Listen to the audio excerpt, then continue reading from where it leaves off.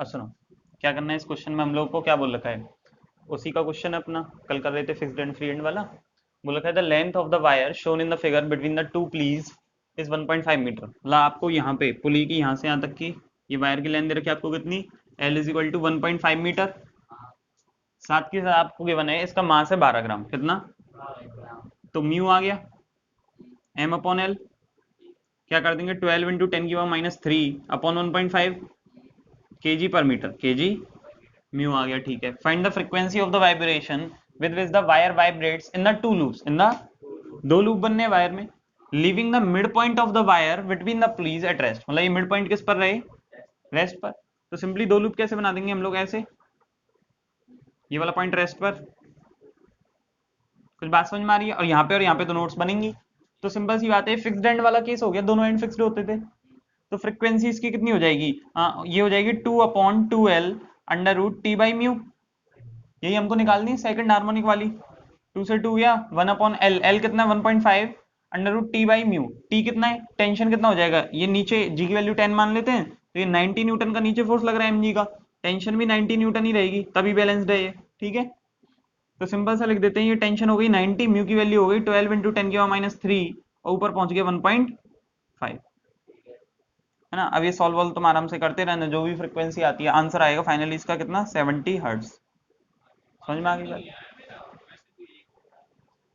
क्या दे रखा है तुम्हें, सिंपल इस वाले क्वेश्चन में देखो, a uniform horizontal rod of length 40 centimetre and mass 1.2 kg। इस रॉड की आपको लेंथ दे रखी है 40 सेंटीमीटर, मास दे रखा है 1.2 kg। साथ के साथ आपको क्या बोला है, supported by the two identical wires, wires कैसे हैं, आइडेंटिकल, कैसे, मतलब दोनों का म्यू सेम है। ठीक है, as shown in the figure where should a mass 4.8 kg be placed on the rod so that the same tuning fork may excite the wire on the left into its first fundamental vibration and on the right to its first overtone। मतलब ये वाला जो wire है वो किस में oscillate करने लग जाए, फंडामेंटल फ्रीक्वेंसी में, और दूसरा वाला फर्स्ट ओवरटोन। अच्छा ये दोनों एंड फिक्स्ड हैं, दोनों एंड फिक्स्ड हैं तो मतलब कि कौन सा हो गया, फर्स्ट ओवरटोन मतलब सेकंड हार्मोनिक। मतलब ये वाला वायर जब ऑसिलेट करे ये तो लगे ऐसा, ऐसे लूप बने इसमें, और इस वाले में कैसे बने, दो। कुछ बात समझ में आ रही है, ऐसा हम चाहते हैं, ऐसा हम, तो इसके लिए हमें क्या करना पड़ेगा, यहाँ पे कोई मास रखा गया, कितना बोला है 4.8 kg, 4.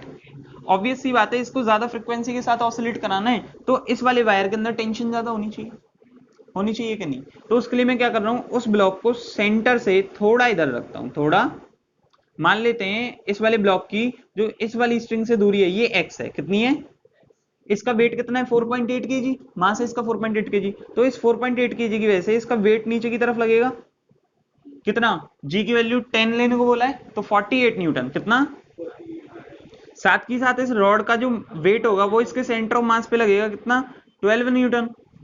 कुछ बात समझ में आ रही है, ठीक है। अब क्योंकि ये रॉड इक्विलिब्रियम में है, किसमें, इसलिए हम टॉर्क बैलेंस करते हैं, टॉर्क इज हर एक पॉइंट के अबाउट सेम होगा, जीरो होगा। ठीक है, तो मैं क्या करता हूं, मान लो इस पॉइंट के अबाउट में टॉर्क बैलेंस कर लेता हूं, सिंपल सिंपल सी बात है, सारे आर क्रॉस एफ लिखता जाता हूं। मुझे बताओगे, मान लेते हैं इस वाली स्ट्रिंग में जो टेंशन जनरेट हुई वो है T2, कितनी, और इस वाली स्ट्रिंग में आ गई T1, कितनी, तो इस पॉइंट के अबाउट में सारे टॉर्क लिखता जाता हूं।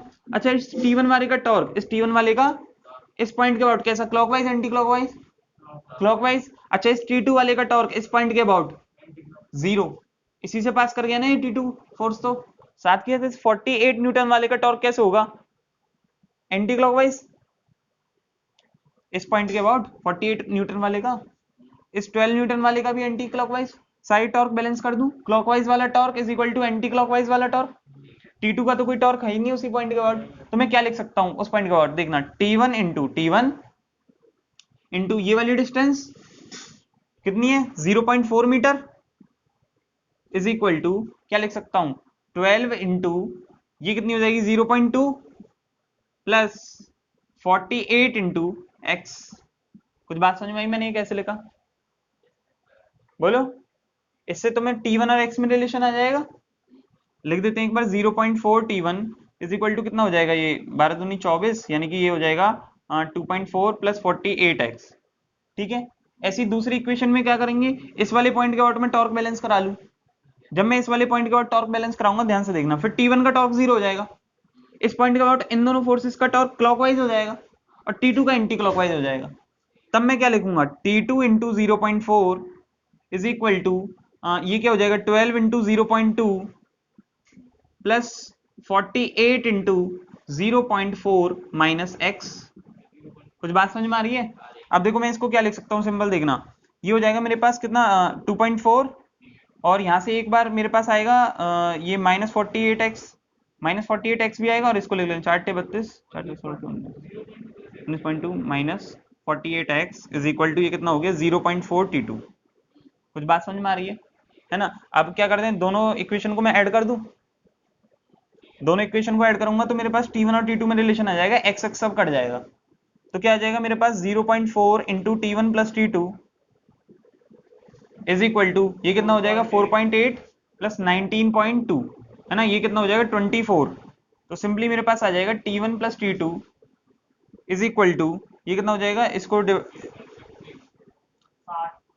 60, है ना, वैसे भी लिख सकते हो, वैसे इसको डायरेक्ट फोर्स बैलेंस करके T1 plus T2 is equal to 60 हो ही गया है।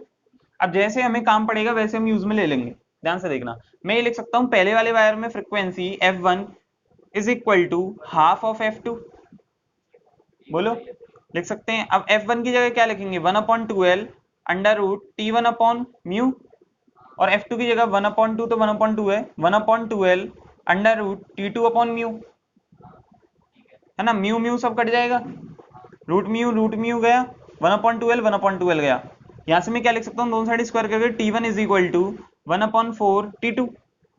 कुछ बात समझ में आ रही है? अब मेरे पास एक ये रिलेशन है, मैं इस रिलेशन को इसमें यूज कर सकता हूँ, देखो T2 is equal to 4T1 है, कितना है, T2 is equal to 4T1 है या नहीं है, तो मैं यहाँ पे यूज कर सकता हूँ T2 is equal to 4T1, तो ये हो जाएगा 5T1 is equal to 60, 5T1 is equal to, तो T1 की वैल्यू कितनी आ गई 12 न्यूटन, तो T2 की 48 न्यूटन। जो आ गई सो आ गई, हमेशा ये कोई जरूरी थोड़ी ना है। ये कुछ बात समझ में आ रही है तुम्हें, बोलो। अब सिंपली अपने को क्या करना है, अपने को ये सब नहीं चाहिए, अपने को तो ये पोजीशन चाहिए, इस मास को कहाँ पे रखना है, तो x की वैल्यू चाहिए, तो क्या करूं मैं, T1 वाली इक्वेशन में या फिर T2 वाली इक्वेशन में, किसी भी एक इक्वेशन में x की वैल्यू पुट कर दूं, t की वैल्यू पुट कर दूं, जैसे इस वाले में पुट कर देता हूं, तो मेरे पास क्या आ जाएगा 0.4 इंटू T1 यानी कि 4.8 इज इक्वल, हाँ, -2.4 अपॉन में 48 इज इक्वल टू x, तो ये कितना आ जाएगा, ये आएगा 2.4 अपॉन 48 यानी कि 0.05 मीटर। कुछ बात समझ में आई, मतलब कि समझ में आ गया, इस वाले ब्लॉक को हमको इस वाली स्ट्रिंग से कितनी दूरी पर रखना होगा, 5 सेंटीमीटर की दूरी पर रखना होगा। बात समझ में आई? ऐसा क्वेश्चन कुछ भी आता है इधर उधर करके तुम लिख सकते हो सारी चीजें, सिंपल सिंपल तो किया मैंने, एक रिलेशन यहां से निकाला, यहां से निकाला, T1 T2 की वैल्यू निकाल ली, x की वैल्यू निकाल ली, पुट कर दी, बस। ठीक है, अब सुनना ध्यान से, अगला क्वेश्चन तुम्हारे पास, find out energy of one loop of a standing wave, और वेव की इक्वेशन आपको गिवन है y is equal to 2a sin kx cos omega t। क्या बोला गया आपको, मैं समझाता हूं, एनर्जी निकालनी किसकी, एक लूप है स्टैंडिंग वेव का, उसको, ठीक है, सिंपल सी बात ये है, ऐसा करके लूप बनेगा ये, इस लूप के लिए ये वाली पोजीशन अगर x इज इक्वल टू 0 है तो ये वाली पोजीशन क्या होगी, x is equal to λ/2, simple है।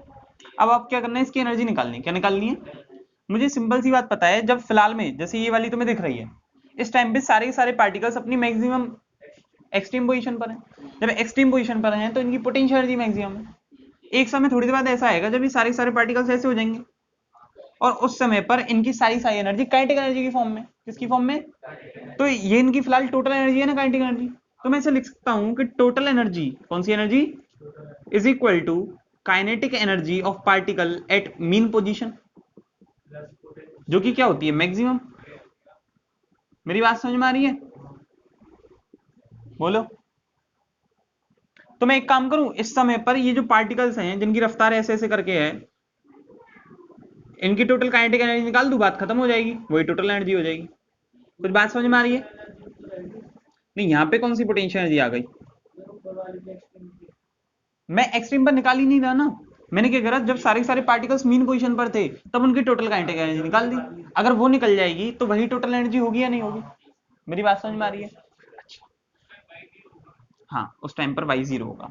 ठीक है, अगर ऐसा है, अगर ऐसा, तो सिंपल सी बात, मैं क्या कर सकता हूं, एक काम करूं, ये जो छोटा यहां से यहां तक इसकी लैम्डा बाई 2 लेंथ है, छोटा सा मास लू डीएम, कौन सा मास? एक्स पे जाके dx लेंथ का छोटा सा एलिमेंट काट लिया, उसका छोटा सा मास होगा dm, कितना? उस dm को क्या मैं लिख सकता हूं, म्यू dx। बोलो। अब इसकी अगर मैं काइनेटिक एनर्जी निकालनी है, छोटी सी काइनेटिक एनर्जी होगी डी के, कितनी? तो डी के क्या हो जाएगी, half dm into V square.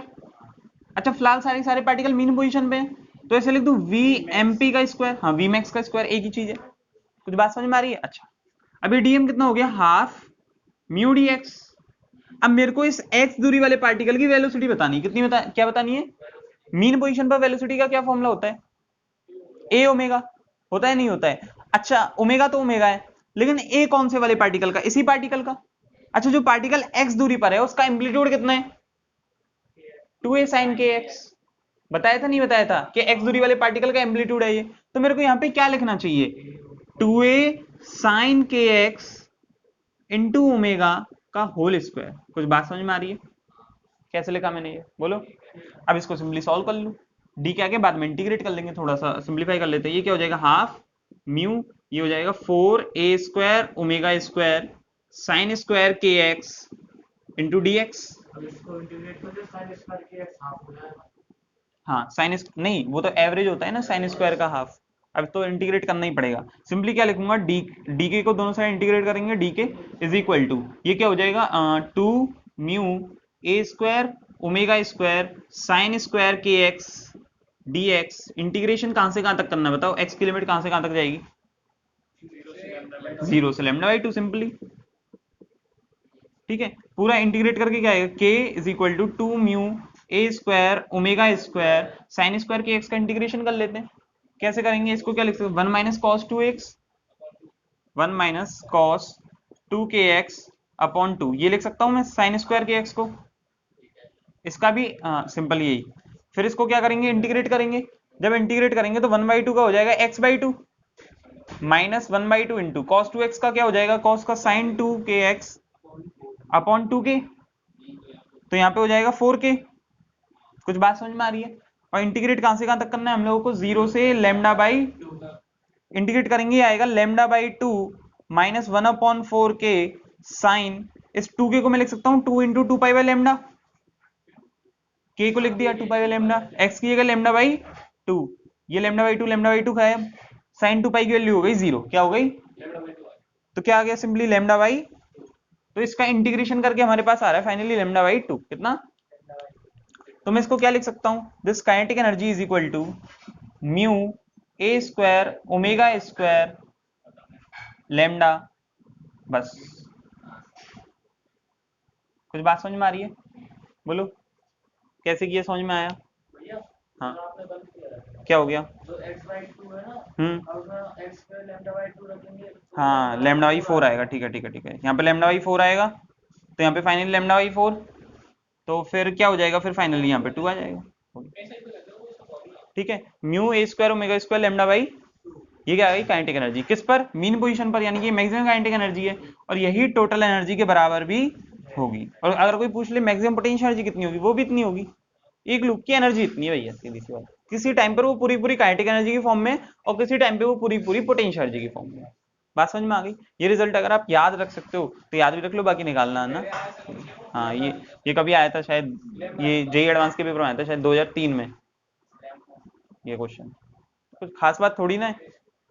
ठीक, एक बार समझ लेते हैं पूरा, है ना। क्या बोल रखा है आपको क्वेश्चन में, the x y coordinates of the corners of a square plate, the x y corners of the, बहुत बढ़िया, तुम्हारा आंसर भी आ गया, बहुत अच्छे। एक बार मैं फिर से समझा दूं पूरा, है ना। स्क्वायर प्लेट है, क्या है,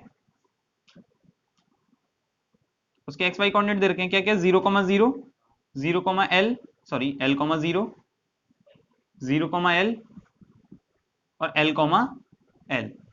ठीक है, क्या बोल रखा है आपको, the edges of the plate are clamped, मतलब ये चारों के चारों एजेस इसके क्या कर दिए गए, क्लैम्प्ड, यहीं ठुक गए, मतलब फिक्स कर दिए प्लेन में, एक्स वाई प्लेन से चिपके हुए हैं। जब चिपके हुए हैं तो पक्की बात है इन एजेस पर लाई करने वाले हर एक पॉइंट का डिस्प्लेसमेंट कितना होगा, 0, मतलब चारों एजेस बन गए नोड्स, क्या बन गए, तो ये चारों पॉइंट्स भी नोड्स हैं, सिंपल सी बात है।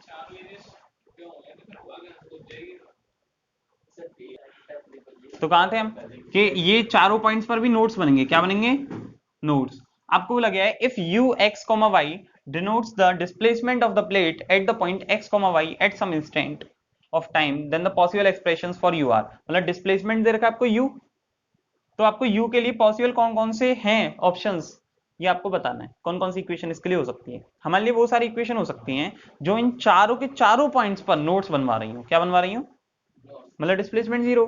तो मैं पहले वाले में डाल के देखा, सबसे पहले मैंने पॉइंट डाल के देखा 0,0, 0, तो यहाँ पे क्या आएगा, cos 0 और cos 0, cos 0 वैल्यू 1, इसकी वैल्यू 1, मतलब ये तो a आ रहा है, क्या आ रहा है, जबकि हम कह रहे थे वहां नोट्स बनना है, मतलब डिस्प्लेसमेंट आना चाहिए था 0, मतलब पहला वाला तो हो गया गलत। अब दूसरे को देखते हैं, दूसरे वाले पे क्या होगा, x की वैल्यू 0, y की वैल्यू 0, x की वैल्यू 0, x की वैल्यू 0, y की वैल्यू, इसके लिए सेटिस्फाई कर गया, क्या कर गया, क्योंकि दोनों 0 डालने पे आंसर 0 आ रहा है। अच्छा दूसरा देखते हैं, हम इसमें डालते हैं l,0, क्या चीज, जब हम l,0 इसमें डालेंगे तो यहाँ पे आएगा l, l से l कट गया sin पाई, तो यहाँ पे 0 डाला तो sin 0, तो 0 हो गया। तीसरा इसमें जब मैं 0,l डालूंगा तब भी यहाँ पे sin 0 होने की वजह से ये 0 हो जाएगा। अगला मैंने डाला इसमें l, l, जब sin पाई 0 होता है, तो मतलब ये चारों केस में सेटिस्फाई कर रहे हैं, तो चारों पे ये नोड बनवा रहा है, इसका मतलब ये ऑप्शन सही है। कुछ बात समझ में आ रही है। तीसरा देखते हैं, तीसरे में फिर से वही करते हैं, x की वैल्यू 0, y की वैल्यू 0 डालेंगे, हो जाएगा, x की वैल्यू 0 डालते ही 0, मतलब 0,0 सेटिस्फाई कर गया। फिर 0,l डालेंगे तो भी सेटिस्फाई कर जाएगा। l,0 डालते हैं, क्या डालते हैं, जब l,0 तो यहाँ पे 0 आएगा, ये 0 बनवा देगा, तो पूरा 0 ही होगा। l,l डालते हैं, जब l,l डालेंगे तो यहाँ पे आएगा sin पाई की वैल्यू 0, मतलब ये भी सेटिस्फाई करा रहा है, ये भी ऑप्शन सही है। अब ये देखते हैं, इसमें 0,0 डालते हैं पहले, जैसे ही मैं 0,0 डालूंगा तो ये 0 बनवा देगा, तो ये तो सेटिस्फाई कर रहा है। अगला डालते हैं हम लोग 0,l, जब मैं 0,l डालूंगा तो ये तो देगा 1 और ये देगा sin पाई बाई 2, यानी कि ये भी 1, मतलब ये 0,l पर फेल हो गया, इसका मतलब ये वाला ऑप्शन करेक्ट नहीं। तो B and C are correct option. बात समझ में आ गई तुम्हें, है ना, आराम से कर सकते हैं, है ना। तो आज का यहीं खत्म करते हैं, हम लोग का स्टैंडिंग वेव वाला पार्ट हो गया।